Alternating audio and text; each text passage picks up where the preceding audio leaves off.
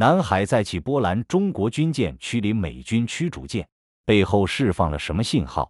南海又一次成为焦点。8月13日，中国南部战区发布消息称，一艘美军希金斯号驱逐舰未经许可驶入中国西沙领海，中国海军全程跟踪监控，并依法予以警告驱离。而美方回应却是，这是合法的航行自由行动。双方各执一词，南海局势瞬间升温。这到底是一次偶发摩擦，还是一次刻意的战略试探？第一部分，事件回顾。根据南部战区新闻发言人田军里空军大校的通报，8月13日上午，美军希金斯号导弹驱逐舰闯入西沙领海，中国军方派出海空兵力全程跟踪、监视，并使用无线电喊话和航向拦截等方式，最终将其驱离。美军方面则通过印太司令部发声，这是一次航行自由行动，目的是挑战所谓过度的海洋主张，强调将继续在国际法允许的任何地方航行。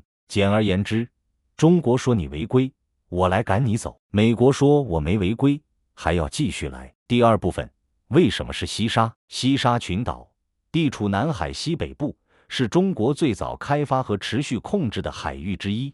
1974年西沙海战后完全收复。中国在这里设有永兴岛、永乐群岛等驻防设施，并划定了领海基线。对中国来说，西沙是主权红线；对美国来说，这里是战略航道，控制南海咽喉的关键节点。因此，这里的每一次交锋都不仅仅是地图上的一个点，而是一次政治与军事信号的释放。第三部分，背后的战略博弈。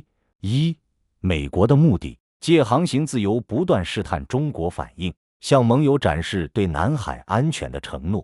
在台海、南海形成多点施压局面，中国的立场，南海诸岛及其附近海域属于中国领土外，军舰机未经许可不得进入中国领海，每次驱离都是为了维护主权和海上安全。三、高频摩擦的信号。过去1年，美舰闯入南海核心岛礁附近的次数明显增加，中国军方通报也越来越快，表述更为强硬，双方都在向对方和世界传递我绝不退让的态度。第四部分，风险与后果。这种行动看似例行，但风险极高。海上擦枪走火，在狭窄海域高速对峙，一次误判可能导致碰撞甚至交火，外交升级。一次冲突可能引发双边关系骤冷，甚至牵动亚太安全格局，地区连锁反应。菲律宾、越南等南海声索国可能借机调整立场，强化与美合作。值得注意的是，这次事件距离美军上一次在南海的自由航行行动仅仅过去了不到1个月，频率的增加本身就是一种战略宣示。南海的风浪从来不只是海浪，每一次舰艇交错背后都有复杂的战略计算和信息传递。对于中国来说，这是主权底线；对于美国来说，这是全球存在感的体现。未来，这类事件很可能还会发生，甚至愈加频繁。问题是，南海的紧张是会被外交智慧化解，还是会在一次不经意的擦肩中被点燃？我们会持续关注。